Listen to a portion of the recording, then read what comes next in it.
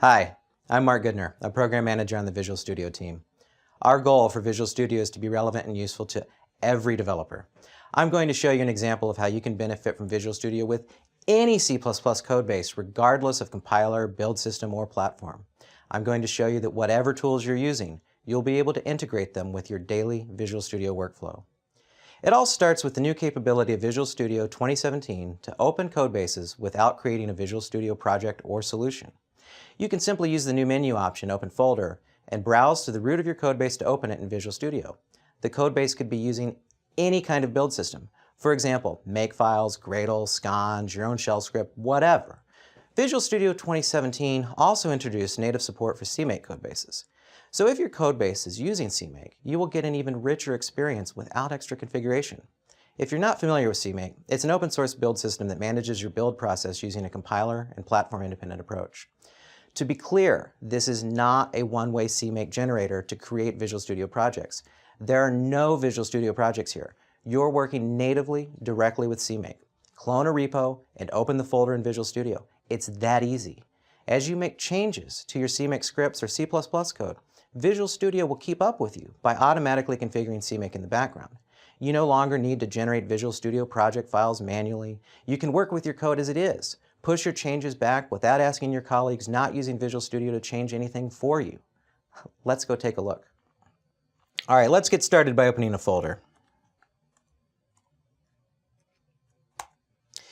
In this case, I've cloned the Bullet 3 repo, which is a physics library for games.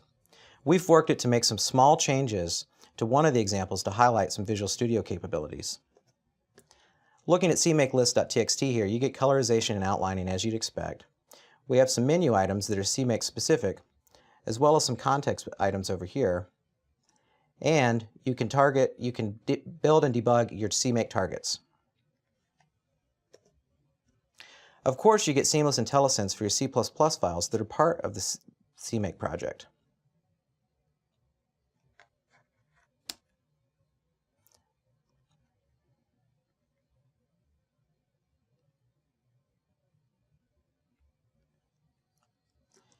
This codebase through CMake has different configurations, which you can see here. One of them is a MinGW configuration. In a nutshell, MinGW is an open source environment for creating Windows ports of Linux applications using the GCC toolchain. There are good reasons to choose to target Windows by using MinGW.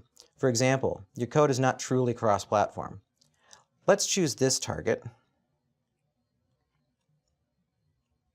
which I've configured to use the GDB debugger that MinGW requires and that Visual Studio supports out of the box. So there's our app running. Now I set a breakpoint that will be hit when I close the application. And there we are. We're back where you can see the richness of our world-class debugger in Visual Studio. So if you're using MinGW, I hope you can clearly see which IDE just became the best one for you to use for your development. Another reason someone may have chosen MinGW is to use the GCC compiler. A likely reason would be that in the past we had many conformance gaps in the Microsoft compiler, MSVC. That's no longer true. MSVC is conformant with the C++ 11 and 14 standards, and with the upcoming release, the C++ 17 standard. This codebase builds with our MSVC compiler, so you can target Windows directly instead of through MinGW. I can switch that from this C++ configuration dropdown, and now any building or debugging would be using this other configuration. That's how easy it is to change targets. Here's the use of const.expr.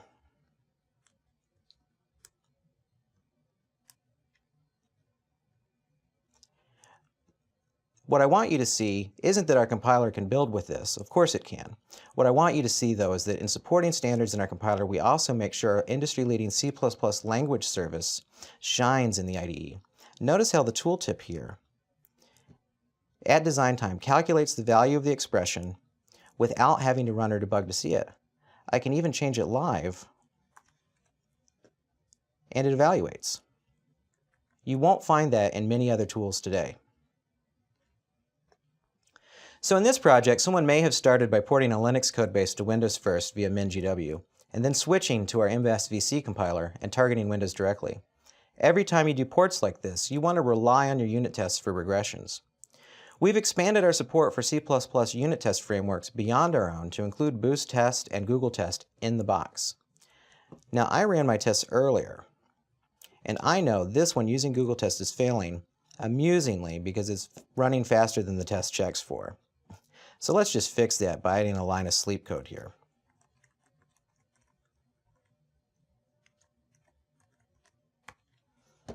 So that fixes our unit test, right? Now remember, this is a cross-platform codebase targeting multiple platforms through CMake. So when I make this fix in my Windows configuration, I need to make sure I haven't broken the builds for other targets. We know how easy it is to switch configurations.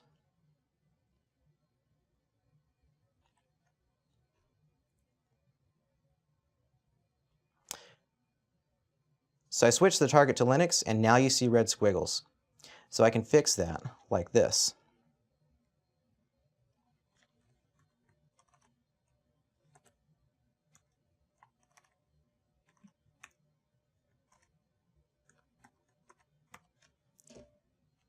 And now let's switch back to Windows and make sure that that's going to be good there too.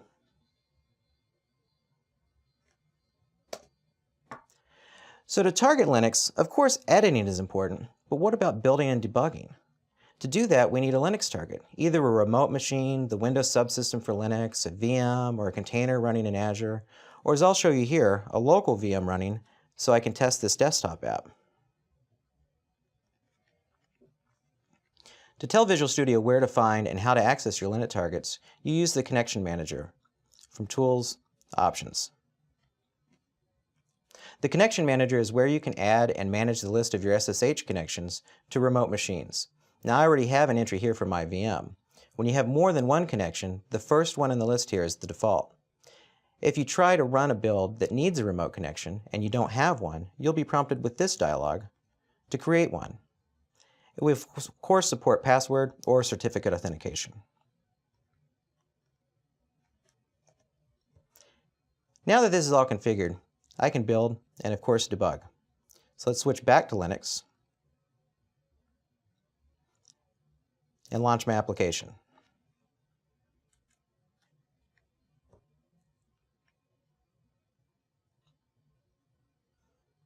And now you can see the app running here on my Linux VM. A little bit slower, I'm sure just because it's a VM. Now I set another breakpoint earlier that's triggered on a mouse click. And look, there we are, back in Visual Studio with the full power of the Visual Studio debugger. And that's how easy it is from Visual Studio to build and run on Linux, hit a breakpoint, and take advantage of the Visual Studio debugger. I've just shown you in Visual Studio today MinGW, CMake, Linux, and leading C++ standard conformance. I didn't even get a chance to show you running remote tasks on Linux for using other build systems like Make, or our new ARM cross-compiler support on Windows. I hope that seeing and hearing about these capabilities that are part of Visual Studio makes the point. Any compiler, any build system, any platform, any open source tool you use, Visual Studio is your friend.